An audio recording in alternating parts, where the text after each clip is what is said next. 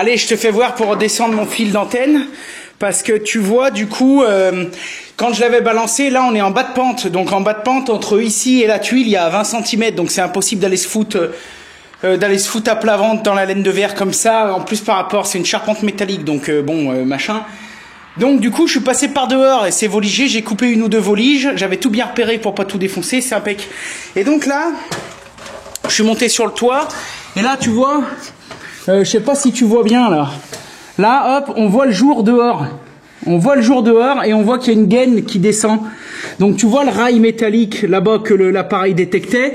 Et si ça se trouve, l'appareil détectait peut-être même la gaine électrique qui descend là. Hein, qui descend peut-être à alimenter cette prise, on sait pas. Bon, alors maintenant, donc, le challenge, c'est d'aller récupérer le fil d'antenne dans la laine de verre là-bas. Et de le balancer par ce trou là. Alors attends, parce que faut que je monte sur le toit. Attends, à l'échelle, chenot PVC. Alors, faut faire super gaffe parce que tu fous l'échelle contre, ça se déboîte. Voilà, allez, je te montre. Donc tu vois, voilà, là t'es en immersion sur le chantier là. Donc là j'ai enlevé 2-3 tuiles. Là le mur de la maison il est là. Et là je sais pas si tu vois là-bas au fond. Tu le vois là-bas le câble? Voilà, tu vois le câble que j'ai balancé là. Et là, si tu regardes bien, normalement par là, voilà, tu vois la gaine qui descend. Putain, c'est du bon boulot. Donc bon, tu vois, pour aller y chercher, j'ai ça moi. Tiens, bah tu vois, en même temps, tu vois ma petite machine. Je l'adore. Pour bricoler ça, c'est impeccable. C'est pas des foudres de guerre pour de la menuiserie, mais pour ça, c'est merveilleux. Tu vois, bon, après, j'utilise ça moi. Une petite, attends, je vais te poser parce que là, c'est le bordel. Là. Tu vois, j'utilise ça. Là, ici, il y a un machin, donc tu vois, tu fais comme ça, là. Tu vois? Et de l'autre côté, regarde. Tu vois, il y a une pince qui va aller chercher le machin. Ça, c'est du bon boulot. Je sais même pas s'il n'y a même pas une petite lumière. T'en fais voir? Non. Bah, ou alors elle est morte, ou... Ah, mais non, j'ai encore même pas enlevé le truc des piles. Putain, je suis bon. Et en plus, c'est aimanté. Bon, allez. On va aller le chercher ensemble, ce fil-là. Attends, je prépare mon truc. Tu vois, du coup, la petite caméra, ça va même m'aider dans mon immersion. Immersion totale.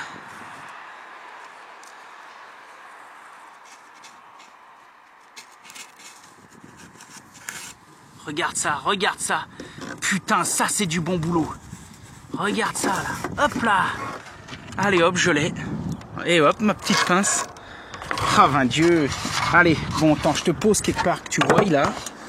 Hein, parce que c'est pas facile hein, de filmer, de bosser en même temps. Attends, t'es où là? Ouais, ok, bon, tu vois à peu près. Bon alors attends. Je remonte sur le toit, premier rang de tuiles. Ça, j'y vire. Ça, j'y récupère. Là, normalement, j'en ai laissé largement assez parce que, vu comme je me suis fait chier pour aller dans les combles, je voulais prendre aucun risque, il en manque 50 cm. Si tu vois ce que je veux dire. Ça, c'est super. Ça, maintenant, hop. Je vais y balancer la voie contre. Oh putain, faut se faire chier, je te le dis. Attends, je vais le faire descendre là-bas contre. Là, et là, normalement, je vais pouvoir le retrouver d'en bas. Là, normalement, je vais pouvoir le retrouver d'en bas.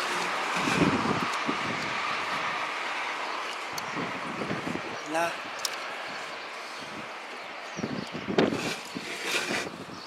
Ouais, je suis contre. Ok, plus personne ne bouge, on bouge plus rien. Ça, hop, il n'y a pas besoin d'y remettre.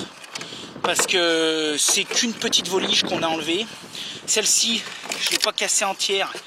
Mais bon, c'est pareil. Là, c'est vraiment pour le folklore. C'est pas comme si... Après, des fois, quand je suis obligé de faire des trous plus gros, je coupe bien entre chevrons et je les repointe. Mais bon, là, vous voyez, à la fin, il n'y a pas de problème, quoi. Ça ventilera le toit. Allez, hop, là, je rebouche les tuiles et on redescend.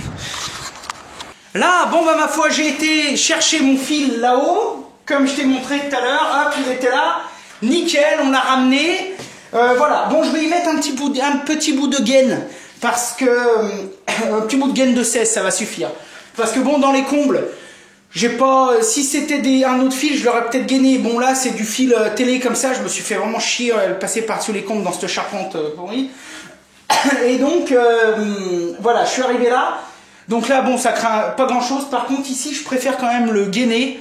Parce que, vu que je vais le sceller, si un jour il y a besoin de le retirer ou il y a quoi que ce soit, j'aime pas trop quand même quand mon fil ou mes tuyaux sont en contact direct avec le plâtre. Là, au moins, ce sera bon. Bon, petit accessoire, j'en profite, tiens, regarde, petit accessoire. Un jour, je ferai une petite vidéo sur tous les trucs que je trouve cool. Les petits accessoires qui me facilitent la vie. Ça, c'est Virax qui fait ça, tu vois. Hop, c'est Virax. C'est un petit coupe-gaine. Alors, l'énorme avantage, tu peux t'en servir pour la plomberie, pour l'électricité, etc. L'énorme avantage, c'est qu'il coupe que la gaine. Donc, si tu veux, tu n'as pas de risque par rapport à un coup de cutter ou par rapport à un coup de, je sais pas, essayer de la dépioter autrement, etc. Tu n'as pas de risque de bousiller ce qu'il y a dedans. Parce que ce qu'il y a dedans, bon, bah, ça peut être des fils électriques, ça peut être une gaine, je sais pas, précablée, etc. Mais ça peut être aussi un tuyau multicouche, un tuyau PER, en fonction de ce que tu fais. Et au moment de couper ta gaine, eh ben, tu peux, si t'es pas vigilant, tu peux blesser ton tuyau. Donc bon, là, c'est la merde hein, quand ça arrive. Donc bon, moi, j'utilise un coupe-gaine, comme ça, je réduis mes risques à 0. Voilà, ça part derrière, bien sûr. Alors, attends, normalement, je suis pas obligé de l'aiguiller, parce que là, bon, sur cette distance, mais je préfère quand même l'accrocher un minimum, parce que c'est toujours quand tu veux aller vite, tu sais, tu dis, bon, je vais faire cette bricole vite fait, oh, j'ai pas besoin, tu peux être sûr que c'est toujours là que ça va merder. Et que du coup, eh ben, tu vas regretter de ne pas l'avoir fait, quoi. Là, crac, j'attache. Bon, par contre, je ne vais pas scotcher tout le pataquès. Si ça avait été plus long, j'aurais scotché. Et là, pas besoin.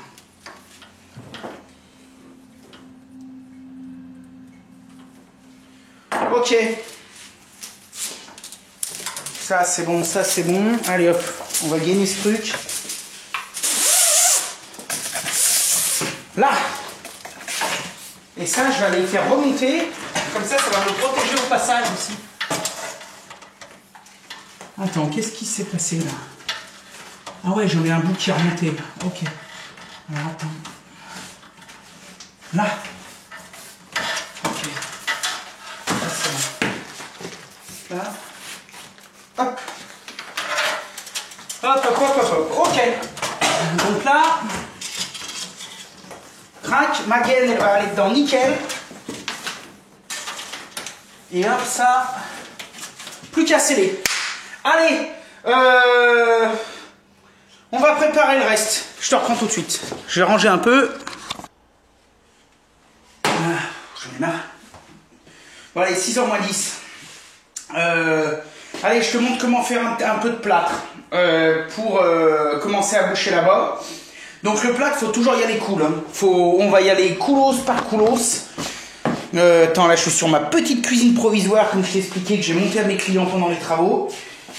Parce que bon, j'aime pas laisser mes clients dans la merde. Donc vu qu'en plus la dame elle est nounou, fallait pas faire de la merde. Bon, donc on va y aller cool. Le plâtre, c'est pas comme un enduit type map, type enduit de bande à joint de placo, etc. Le plâtre, une fois qu'il est fait, à partir du moment où il démarre sa prise, t'as intérêt de le mettre parce que sinon il est mort. Donc c'est pas question d'en laisser dans la gâchée. Donc moi j'y vais toujours en plusieurs fois.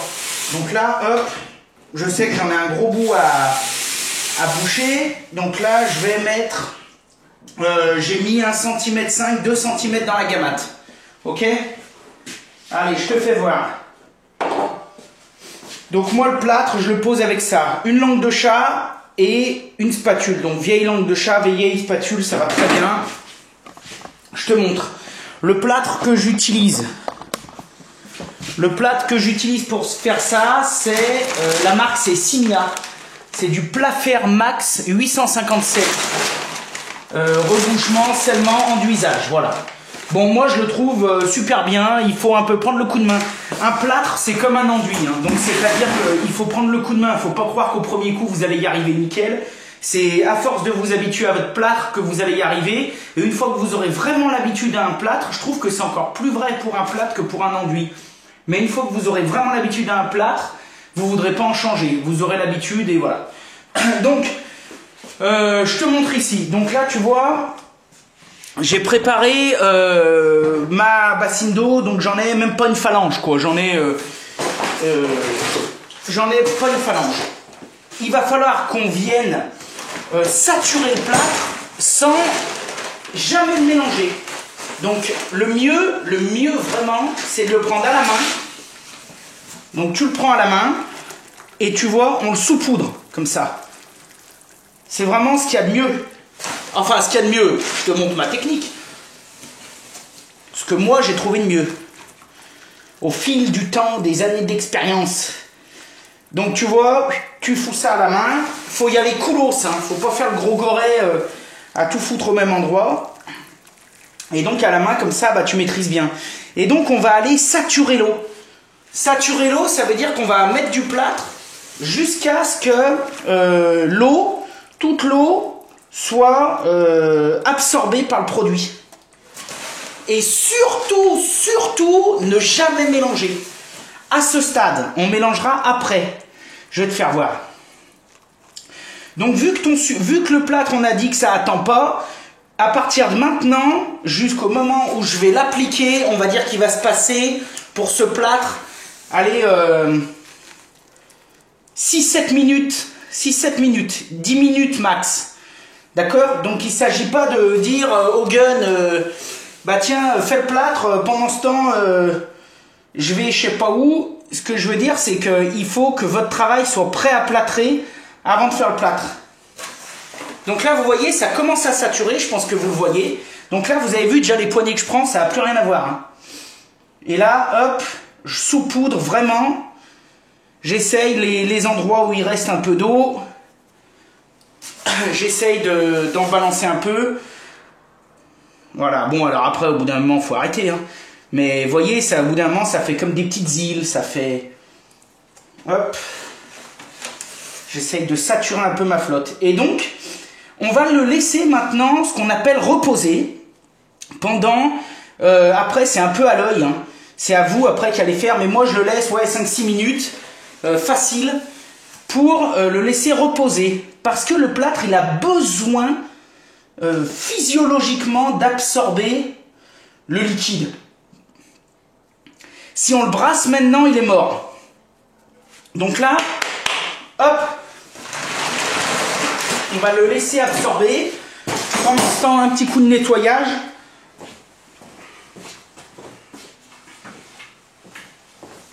Normalement, je fais toujours ça dehors, mais là, il pleut. Donc, pas question de faire ça dehors. Ça s'est mis à pleuvoir il n'y a pas longtemps. Bon, là, c'est un chantier, hein. Sinon, faites attention, vous mettez un carton, vous faites quelque chose. Bon, moi, je nettoie toujours vraiment à mesure. Ok. Bon, là, ça, c'est bon. Ça, c'est bon, ça, c'est bon, ça, c'est bon. Allez, je te retrouve dans... On va laisser prendre ça. Je vais finir de préparer les 2-3 bricoles. Je te retrouve dans 4-5 minutes pour plâtrer le truc. Ok, bon, retour vers notre saignée. Bon, tout à l'heure, il me restait un chouille de plâtre d'une gâchée que j'ai fait. Donc bon, j'ai déjà fait 2 plots là. Je voulais vous montrer une petite bricole pendant que le plâtre absorbe bien, pendant qu'on attend un petit peu qu'il passe, qu'il s'imprègne. C'est ça, je vous ai déjà dit plusieurs fois, il faut toujours avoir un pchit-pchit dans le camion. Donc bon, moi j'achète des pchit-pchits comme ça, mais vous faites comme vous voulez. Donc dedans, vous foutez de la flotte. Et il faut absolument... alors là, il y a 2 choses à faire. Bon, le mieux, c'est si vous avez l'apprenti qui tourne en rond ou le stagiaire ou je sais pas quoi, le mieux quand vous plâtrez comme ça, il faut virer la tapisserie des 2 côtés. Alors, virer la tapisserie, bon là, c'est une rénovation, hein, vous faites pas n'importe quoi si c'est dans du neuf. Donc là, bon, virer la tapisserie pour une simple et bonne raison, c'est que quand vous allez faire votre plâtre, il va la détremper, la tapisserie. Et votre plâtre, tout simplement, il ne va pas tenir sur le support tapissé. Donc, tout ce qui va dépasser, ça va dégager et ça va pas être terrible. Donc, à un moment, de toute façon, il faudra toujours virer la tapisserie sur 10 cm, le temps de plâtrer. Je sais pas si tu comprends bien ce que je veux dire. Mais de toute façon, tu vas voir en image. Donc, en gros, quand je vais foutre mon plâtre, bon, bah là, j'ai pas le temps, j'ai déjà fait mon plâtre, etc. Mais puis, c'est pas grave. Mais je veux dire, normalement, tu vois, là, j'y ai pas pensé, j'y ai pas fait avant, mais normalement, je vire toujours ma tapisserie avant. Je vire toujours ma tapisserie avant. Donc ça, souvent, tu fais faire au stagiaire ou à l'apprenti, ou voilà, ou tu fais toi. Je vire toujours la tapisserie avant, parce que tu vas voir que là, vu que je l'aurais pas toute virée, c'est pas grave. Mais du coup, quand je vais plâtrer, et après quand je vais venir racler mon plâtre, et ben ça va m'emmener la tapisserie.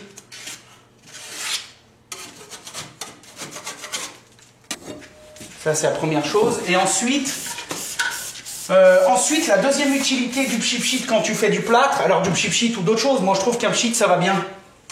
Mais la deuxième utilité du pchit quand tu fais du plâtre, c'est de mouiller ton support.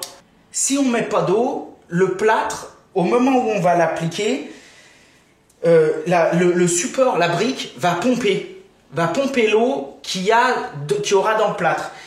Elle va pomper l'eau parce que c'est comme ça. Et par contre, et donc du coup, par fait, le plâtre va mal sécher. Donc il y a vraiment besoin d'humidifier le support pour que la prise se fasse super bien. Donc moi je le sature au pchit, je passe toute ma tranchée, j'attends 10 minutes, un quart d'heure, je remets un coup, et avant de plâtrer, je remets un coup. Comme ça, je suis sûr que le plâtre que je vais balancer dans ma saignée, dans ma boîte, etc., la flotte, elle va rester dedans et que mon support, il aura déjà bu. Ça, c'est très très important, parce que moi j'ai vu des gros plâtres à plâtre dans des tranchées sortir carrément. Ils n'avaient absolument pas adhéré. Ça, faut vraiment mouiller le support. Bon allez, je monte à la caméra. Bon allez, là mon plâtre, il est à peu près bon, donc il a bien bu l'eau. Donc maintenant, je peux le brasser. Faut pas que je le brasse avant. Hop, je le brasse bien.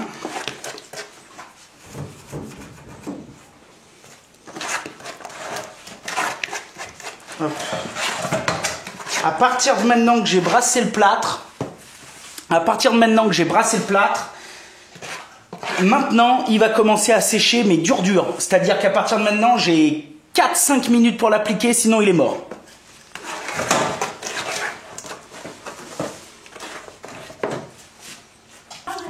Bon allez, donc ça, hop, la boîte, elle va aller là. Donc là, nickel. Donc là, moi, ce que je fais, je commence toujours par sceller la boîte. Je mets du plâtre comme ça. Tu vois, je fais bien un angle là. Un peu la consistance de mon plâtre là, il est un peu mou mais pas trop. Et ensuite, crac. Et là tu vois, hop, ça passe par tous les petits trous. Je pense que tu vois bien là. Ça passe par tous les petits trous. Attends. Là, faut pas être trop pressé. Pas avoir peur d'y faire en 2 fois. Donc là, ça c'est la première fois. Et après, la deuxième passe. Attends, tu vois, ça tient pas, j'y enlève. Après, la deuxième passe, je ferai les finitions. Ce qui compte, c'est que par contre, elle soit bien scellée. Hop. Ça, c'est bon. Ça, des fois, j'y fais pas tout de suite. Mais là, des fois, j'attends. Hop. On est bien.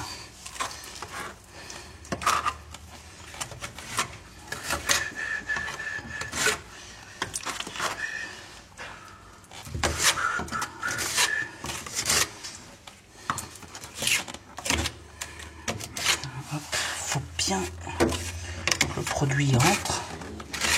Le but c'est pas d'y reboucher en une seule fois, forcément. Le but c'est plutôt de venir s'assurer que là ça va pas décoller Et après, le deuxième coup, on fera la finition. Il faut surtout bien pour être dedans.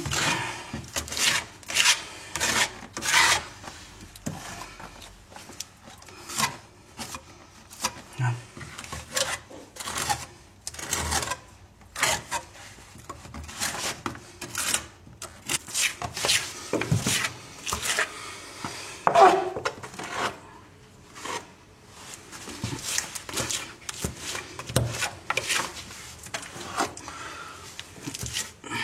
Le plâtre, on va pas essayer de le lisser, au contraire on va le laisser comme il est, même s'il est en surépaisseur, et après on le gratte.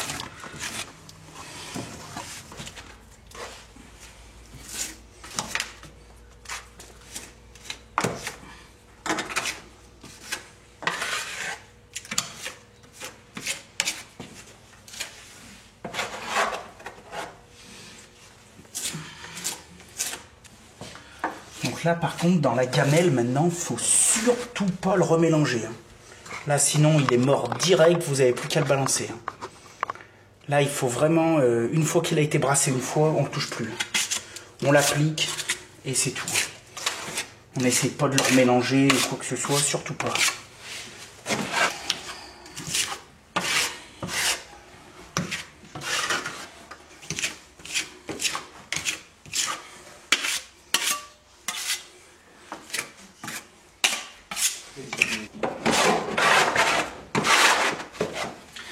Là, bon, première fournée finie.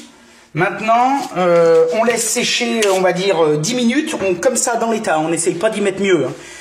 Et pendant ce temps, on nettoie le bordel. Et après, crac, on vient remettre un petit coup. Allez, à toutes. Bon, les petits lapins, aïe, j'ai plâtré donc le premier tour de plâtre. Donc, tu vois, j'avais pas essuyé parce que le plâtre, il faut pas tellement l'essuyer, le lisser, il faut le racler. C'est comme ça que c'est le mieux. Enfin, que moi, j'ai l'habitude de faire et je pense que c'est pas mal. Donc, il faut le laisser sécher. Donc là, on a dû le laisser sécher 10 minutes à peu près par rapport à ce qu'on vient de faire. Et donc, on sait quand c'est bon, il est encore frais, bien sûr, mais on peut plus enfoncer les doigts dedans. Par contre, si on racle un peu, crac, vous voyez, ça part.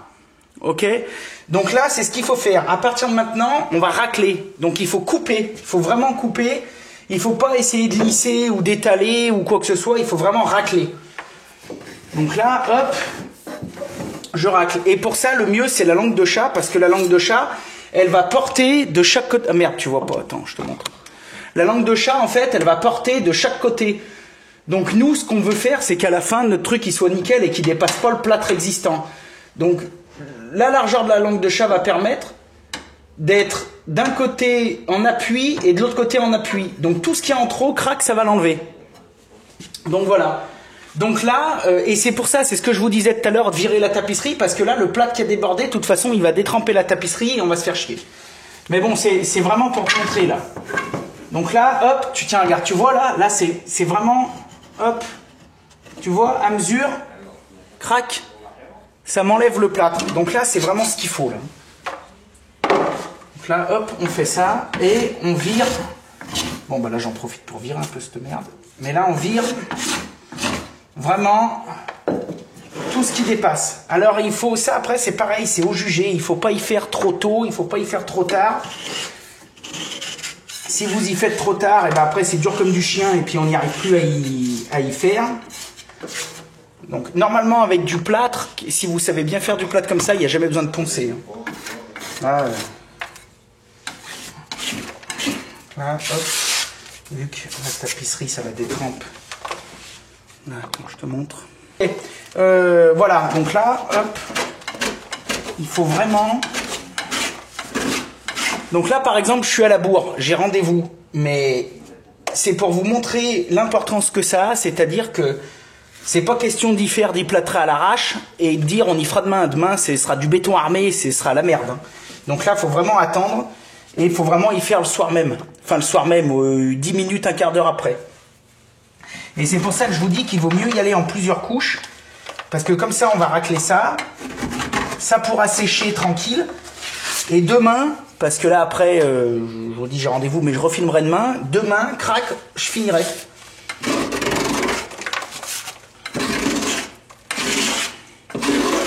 Et là, c'est nickel, parce que là, crac, je mets ma spatule, je monte, tout ce qui dépasse, ça dégage. Donc là, ma truc, ma saignée, elle est nickel. Et à aucun moment, je lisse, je relisse ou quoi que ce soit. Vraiment, je racle, hein, je fais que racler. Attends, je vais essayer de te le montrer à fond, parce que c'est pas facile à montrer. Voilà, bon. Là, la tapisserie vire, c'est ce que je t'expliquais tout à l'heure. Le mieux, c'est de l'enlever avant. Donc, sinon, c'est pas grave.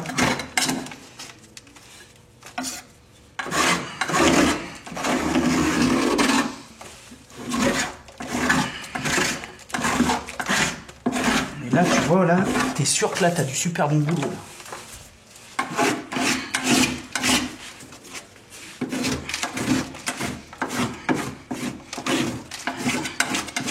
Si des fois, sans faire exprès, vous ripez, vous creusez un peu, c'est pas grave, c'est que la première passe à la deuxième passe, on pourra recharger super fin.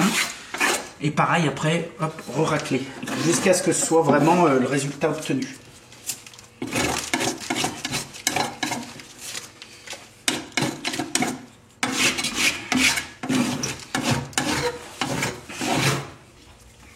On finira demain.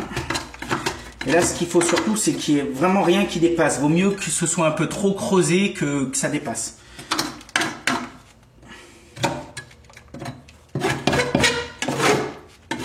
Là. Donc là, pour ce soir... Attends, je vais le décrocher. Là, pour ce soir, pour le premier coup de plâtre, c'est bon. Là, hop, tu vois. Là, je suis vraiment à fleur. Hein. Là, j'ai rien. Hein. Là, attends, je vais te montrer. Je suis ça. Là, tu vois. Tu vois, regarde là, hop. Là, je suis nickel. Là, par exemple, ici, là, c'est fini. Là. Là, hop, tu vois, crac, il en manque. Mais là, je suis nickel. Donc voilà, là, c'est nickel. Hop, paf, paf, paf, paf. J'ai commencé de la reboucher. Et là, hop, tu vois la boîte que j'ai scellée. Donc à la fin, bah, bien sûr, c'est pareil. Je vais mettre ma spatule, crac, je vais bien racler et tout sera bien à fleur, tout sera bien nickel. Salut les petits bichons, c'est Laurent Jacquet, deuxième partie du plâtre. Donc hier soir, bon j'ai coupé, j'ai arrêté de filmer, il y avait du monde de partout, etc. etc. Donc je t'avais montré un petit peu pour déjà commencer à plâtrer, racler un petit peu. Donc la deuxième partie, donc tu vois, j'ai fait en attendant, j'ai refait un peu de plâtre. Attends. T'as vu, aujourd'hui j'ai mis mon col.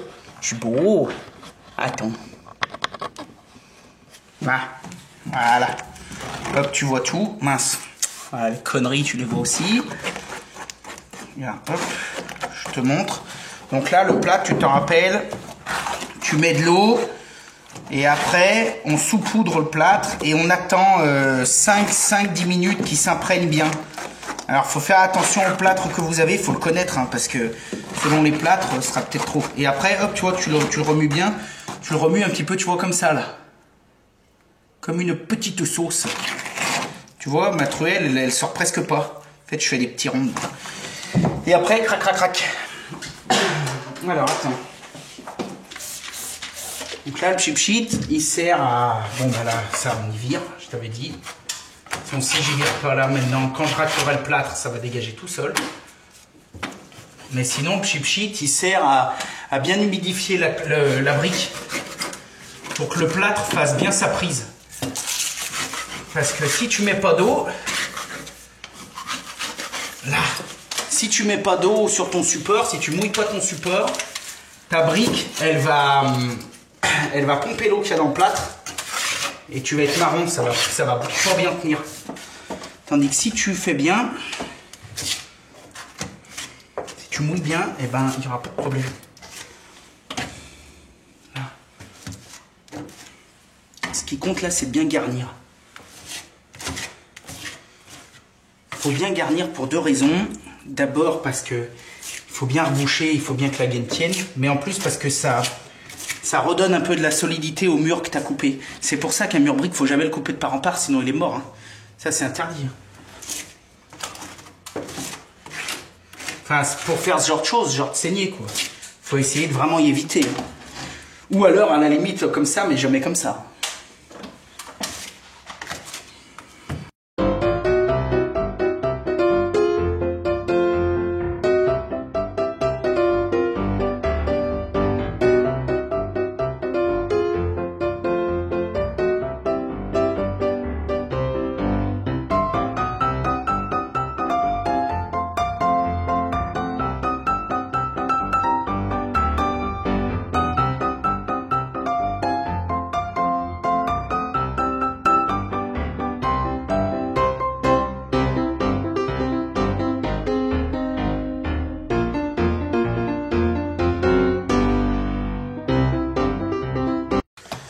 Bon allez les petits bichons, bon ça, deuxième passe, elle est passée. Maintenant, on fait comme la dernière fois, on racle tout ce qui dépasse. Je t'ai déjà montré. Alors je te dis, hop, il faut que ce soit sec mais pas trop. Hein.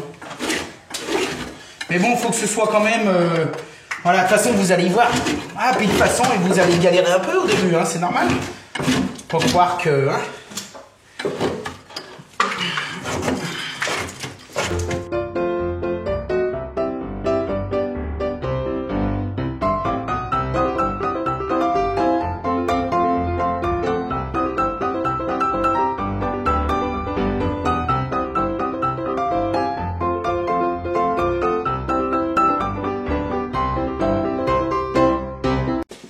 bon là, ce que je te fais voir depuis hier, c'est pour faire ta saignée, pour la reboucher. Mais hier soir, j'ai arrêté de filmer parce que j'allais partir, c'était déjà tard. Et puis parce qu'il y a du monde qui commençait à arriver chez les clients, etc. Et donc bon, bah, je voulais pas faire n'importe quoi, par respect pour tout le monde. Et puis j'ai fait ça le soir, donc bon, je voulais pas refaire du plat, et puis je voulais te montrer, je voulais filmer. Donc, et puis j'allais pas refilmer après avec tout le monde. Mais ce que je veux dire, t'es pas obligé d'attendre un jour. Hein. Tu peux faire ta passe, la racler, refaire du plat direct derrière, et hop, à fresco. À fresco, ça veut dire frais dans frais. Ça veut dire que la couche a pas fini de sécher, que t'en remets une autre. Mais c'est impeccable, hein, ça aurait marché pareil. Hein. Moi, les 3/4 des autres saignées, je les ai fait dans la journée, et j'attaque ma saignée, je passe mon cap, là je prends du temps. Je t'explique, on discute, etc. pour que tu comprennes bien. Mais sinon, en un quart d'heure, c'est... Enfin, peut-être pas un quart d'heure, mais allez, une demi-heure, c'est ouvert, rebouché, machin, pif, pas pouf. Hein.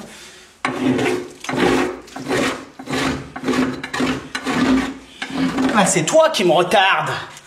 Bon, c'est pas grave, je t'aime quand même. Alors, je te fais tout bien voir.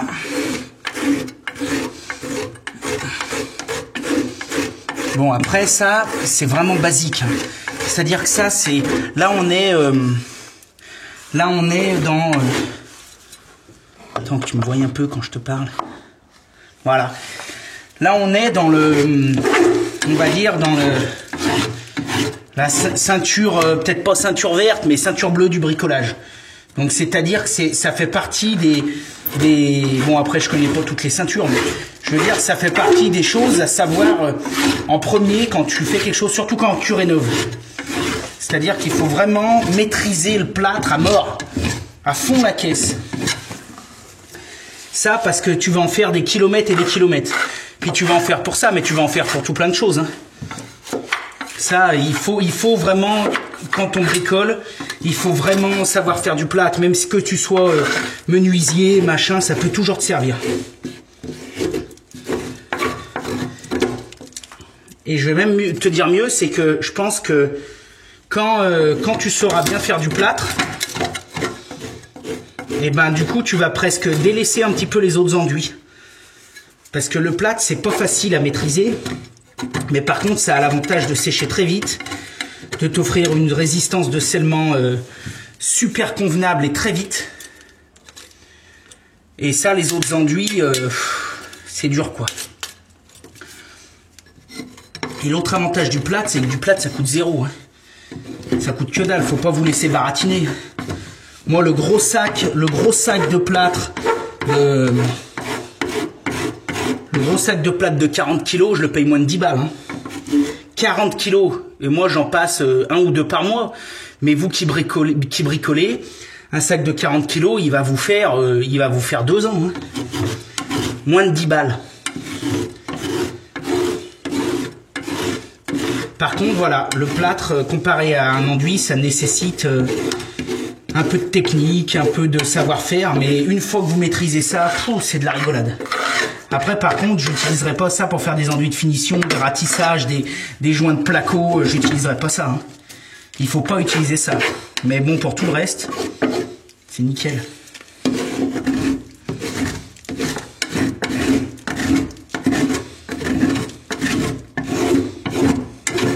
Ça, c'est du bon boulot. Ok, t'as vu? Là, je suis super scellé.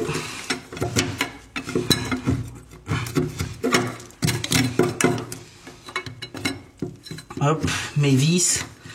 Là, il n'y a plus qu'à foutre la prise et la raccorder et c'est bon.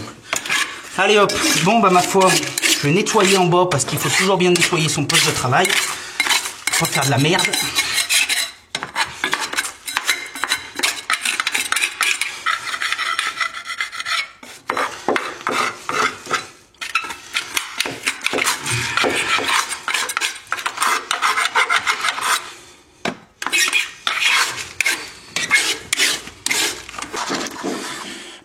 Bon les petits bichons, ça y est, la saignée elle est faite, elle est rebouchée.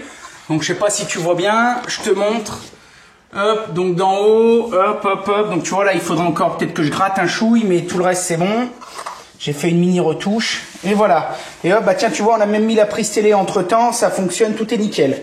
Bon, ça va sécher, ça va blanchir. Et ça va plus se voir et ce sera du bon boulot. Et comme ça après le peintre il va refaire la cabane. Donc lui c'est lui qui va juger après en termes de finition si bon là c'est déjà super propre hein. Mais bon c'est lui qui va juger après en termes de finition si il estime le besoin de remettre une passe ou pas.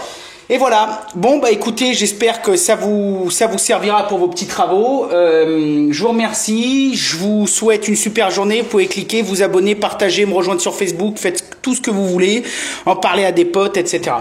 Bon, merci pour tout, je vous souhaite une super journée et je vous dis à très très vite. Allez, bis, oubliez pas le petit pouce bleu en bas, ça fait toujours plaisir. Allez, bye.